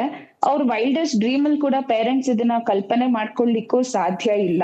ಬಟ್ ಇಂಥ ಘಟನೆಗಳಾದ ಮೇಲೆ ಒಂದ್ ರೀತಿ ಅವೇರ್ನೆಸ್ ತರಿಸೋದು ಅಥವಾ ಮಕ್ಕಳಿಗೆ ಪೇರೆಂಟ್ಸ್ ಕೂತ್ಕೊಂಡು ನೀವು ಸಿನಿಮಾದಲ್ಲಿ ನೋಡೋದು, ಇದೆಲ್ಲ ನೋಡೋದು, ಅದನ್ನ ತೀರಾ ಇನ್ವಾಲ್ವ್ ಆಗ್ಬಾರ್ದು ಅಥವಾ ಅದು ನಿಜ ಅಲ್ಲ ಅನ್ನೋಂಥ ಒಂದು ಚರ್ಚೆಗಳು ಮನೆಯಲ್ಲಿ ಆಗುವಂತದ್ದು, ಅದನ್ನ ಪೋಷಕರು ಮಾಡ್ಬೇಕಾಗತ್ತೆ. ಆದ್ರೆ ಹೆಚ್ಚು ಆತಂಕಕ್ಕೆ ಒಳಗಾಗೋದು ಬೇಡ. ಹೆಚ್ಚು ಪೇರೆಂಟ್ಸ್ ಮತ್ತೆ ಮಕ್ಕಳ ಟೈಮ್ ಬೇಕಾಗಿದೆ. ಆಗೇನಾಗತ್ತೆ, ಆ ಟೈಮ್ ಇದ್ದಾಗ ಅದರ ಒಂದು ಕೊರತೆಯನ್ನ ನಾನು ಕೂಡ ತುಂಬಾ ನೋಡ್ತಾ ಇದ್ದೀನಿ. That is the one of the main problem. ಇವತ್ತು ಮಕ್ಕಳು ಪೇರೆಂಟ್ಸ್ ಕನೆಕ್ಷನ್ ಮತ್ತೆ ಸಮಯ ಇಲ್ದೇ ಇರೋದ್ರಿಂದ ಏನಾಗ್ತಾ ಇದೆ, ಮಕ್ಕಳ ಮನಸ್ಸಲ್ಲಿ ಏನಾಗ್ತಾ ಇದೆ, ಅವ್ರ ಯೋಚನಾ ಲಹರಿ ಏನಿದೆ ಅಥವಾ ಅವ್ರ ಜೀವನದಲ್ಲಿ ಏನ್ ನಡೀತಾ ಇದೆ ಗೊತ್ತಿಲ್ಲ. ಸಡನ್ ಆಗಿ ಏನೋ ನಡೆದಾಗ ಶಾಕ್ ಆಗ್ತಾ ಇದೆ. ಸೊ ಆ ಒಂದು ಟೈಮು ಅವ್ರ ಜೊತೆ ಸ್ಪೆಂಡ್ ಮಾಡ್ತಿದ್ದಾಗ ಮಕ್ಳು ಓಪನ್ ಅಪ್ ಆಗ್ತಾರೆ. ಅವಾಗ ಅಲ್ಲಿಗೆ ಅದನ್ನ ಕರೆಕ್ಟ್ ಮಾಡುವಂತ ಒಂದು ಕಂಟ್ರೋಲು ಪೇರೆಂಟ್ಸ್ ಕೈಲಿ ಸಿಗತ್ತೆ. ಅದಿಲ್ದೆ ಇರೋದು ಕೂಡ ಒಂದ್ ಸಮಸ್ಯೆ ಇರ್ಬೋದು. ಬಟ್ ಈ ಘಟನೆಯಲ್ಲಿ ಪೇರೆಂಟ್ಸೇ ಕಾರಣ ಅಂತ ಖಂಡಿತ ಯಾರು ಹೇಳಲಿಕ್ಕೆ ಆಗೋದಿಲ್ಲ. It's a very unfortunate thing. ನನ್ ಮನಸ್ಸು ನಿಜವಾಗ್ಲೂ ಆ ಪೇರೆಂಟ್ಸ್ಗಾಗಿ ಮಿಡಿಯುತ್ತೆ. I can understand. ಖಂಡಿತ ಹಿಂಗಾಗಬಾರ್ದು ಮುಂದೆ ಅಷ್ಟೇ ಅನ್ನೋದು ನಮ್ಮ ವಿಚಾರ. Thank you so much. Republic ಕನ್ನಡದ ಜೊತೆಗೆ ತಾವು ಮಾತಾಡಿದ್ರಿ. ಸಂಸದ ಸುಧಾಕರ್ಗೆ ಸಂಕಷ್ಟ ತರುತ್ತಾ ಸೂಸೈಡ್ ಕೇಸ್. ಅವರ ಹೆಸರನ್ನ ಬರೆದಿಟ್ಟು ಸೂಸೈಡ್ ಮಾಡಿಕೊಂಡಂತ ಪ್ರಕರಣ ಇದು. ಮಾಜಿ ಆರೋಗ್ಯ ಸಚಿವರು ಜೈಲು ಪಾಲಾಗ್ತಾರ ಹಾಗಾದ್ರೆ ಈ ಪ್ರಕರಣದಲ್ಲಿ? ಡಾಕ್ಟರ್ ಕೆ ಸುಧಾಕರ್ ವಿರುದ್ಧ ಆತ್ಮಹತ್ಯೆಗೆ ಪ್ರಚೋದನೆಯ ಕೇಸ್. ಸುಧಾಕರ್ ವಿರುದ್ಧ ಮೃತ ಬಾಬು ಪತ್ನಿ ಶಿಲ್ಪಾರಿಂದ ದೂರು ಕೊಟ್ಟಿದ್ದಾರೆ. ಚಿಕ್ಕಬಳ್ಳಾಪುರ ಡಿಸಿ ಕಚೇರಿ ಆವರಣದಲ್ಲೇ ಬಾಬು ಅನ್ನೋ ಡ್ರೈವರ್ ಆತ್ಮಹತ್ಯೆ ಮಾಡಿಕೊಂಡಿದ್ದ. ಸುಧಾಕರ್ ಸೇರಿದಂತೆ 3 ವಿರುದ್ಧ FIR ದಾಖಲಾಗಿದೆ. ಆತ ಆತ್ಮಹತ್ಯೆ ಮಾಡ್ಕೊಳ್ಳೋದಕ್ಕಿಂತ ಮುಂಚೆ ಒಂದು ಡೆತ್ ನೋಟ್ ಬರೆದಿಟ್ಟಿದ್ದ. ಅದರಲ್ಲಿ ಸುಧಾಕರ್ ಸೇರಿದಂತೆ ಕೆಲವರ ಹೆಸರನ್ನ ಆತ ಅಲ್ಲಿ ಬರೆದಿದ್ದ. ನೋಡಿ, ನನಗೆ ಕೆಲಸ ಕೊಡಿಸ್ತಾರೆ ಅಂತೇಳಿ ಹೇಳಿ 25 ಲಕ್ಷ ರೂಪಾಯಿ ನನ್ನಿಂದ ಪಡ್ಕೊಂಡಿದ್ರು. ಆ ನಂತರ ನನಗೆ ಮೋಸ ಮಾಡಿದ್ರು. ಇದು ನನಗೆ ಅನ್ಯಾಯ ಆಗಿದೆ. ನಾನು ಸಾಲ ಸೋಲ ಮಾಡಿ ಹಣವನ್ನು ಹೊಂದಿಸಿ ಕೊಟ್ಟಿದ್ದೆ. ಆದರೆ ಈಗ ಅವರು ನನಗೆ ಕೆಲಸವೂ ಕೊಡಲಿಲ್ಲ, ಏನೂ ಮಾಡಲಿಲ್ಲ ಅಂಥೇಳಿ ಜಿಲ್ಲಾಧಿಕಾರಿಗಳ ಕಚೇರಿಯ ಮುಂಭಾಗದಲ್ಲಿ ಇದ್ದಂಥ ಮರಕ್ಕೆ ಈ ವ್ಯಕ್ತಿ ಆತ್ಮಹತ್ಯೆ ಮಾಡಿಕೊಂಡಿದ್ದ, ಬಾಬು ಅಂಥೇಳಿ. ಈಗ ಆತ ಆತ್ಮಹತ್ಯೆ ಮಾಡಿಕೊಂಡ ಪ್ರಕರಣದಲ್ಲಿ ಡಾಕ್ಟರ್ ಕೆ ಸುಧಾಕರ್ ಮಾನ್ಯ ಸಂಸದರ ವಿರುದ್ಧ ಪ್ರಕರಣ ದಾಖಲಾಗಿದೆ. ಚಿಕ್ಕಬಳ್ಳಾಪುರ ಗ್ರಾಮಾಂತರ ಪೊಲೀಸ್ ಠಾಣೆಯಲ್ಲಿ ಕೇಸ್ ದಾಖಲಾಗಿದೆ.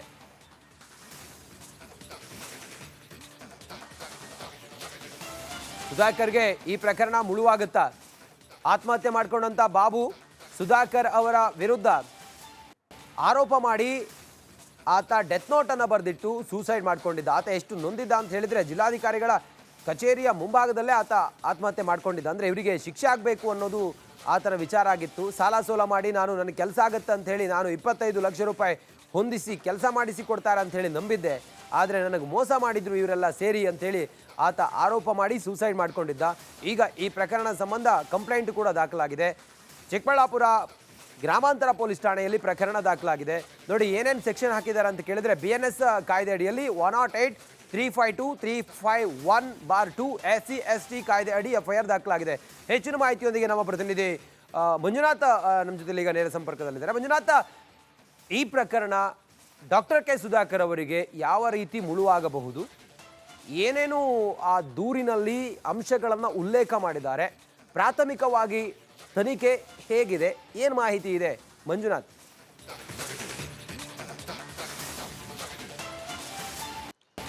ರಂಜಿತ್, ಖಂಡಿತವಾಗಿ ಏನು ನಿನ್ನೆ ನಡೆದಂತಹ ಚಿಕ್ಕಬಳ್ಳಾಪುರ ಜಿಲ್ಲಾಡಳಿತ ಭವನದಲ್ಲಿ ಗುತ್ತಿಗೆ ನೌಕರನಾಗಿ ಕೆಲಸವನ್ನ ಮಾಡ್ತಾ ಇದ್ದಂತಹ ಏನು ಬಾಬು ಒಂದು ಡೆತ್ ನೋಟನ್ನು ಬರೆದು ಆತ್ಮಹತ್ಯೆಗೆ ಶರಣಾಗಿರುವಂಥದ್ದು.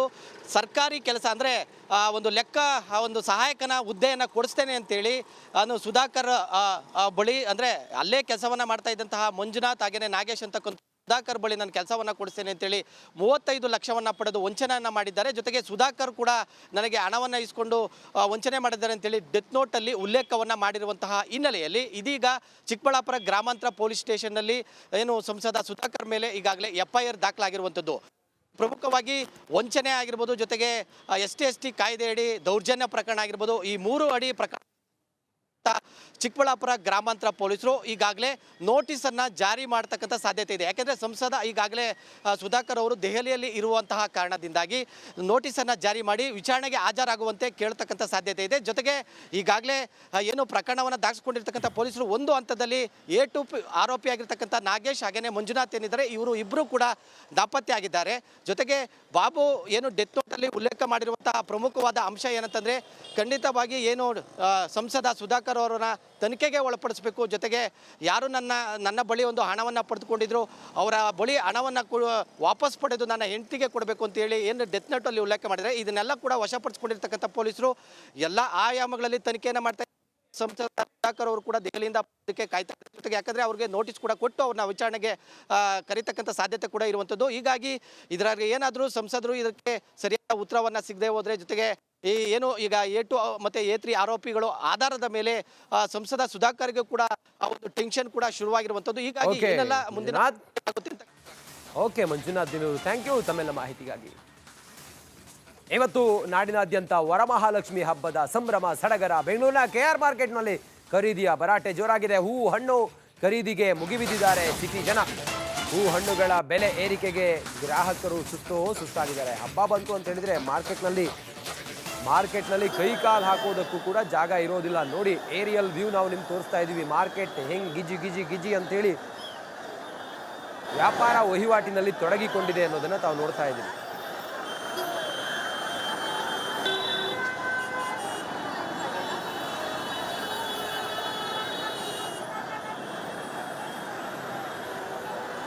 ಇವತ್ತು ನಾಡಿನಾದ್ಯಂತ ವರಮಹಾಲಕ್ಷ್ಮಿ ಹಬ್ಬದ ಸಂಭ್ರಮ. ಹೀಗಾಗಿ ಬೆಂಗಳೂರಿನ ಜನರು ಕೂಡ ಅದ್ದೂರಿಯಾಗಿ ಹಬ್ಬವನ್ನು ಸೆಲೆಬ್ರೇಟ್ ಮಾಡ್ತಾ ಇದ್ದಾರೆ.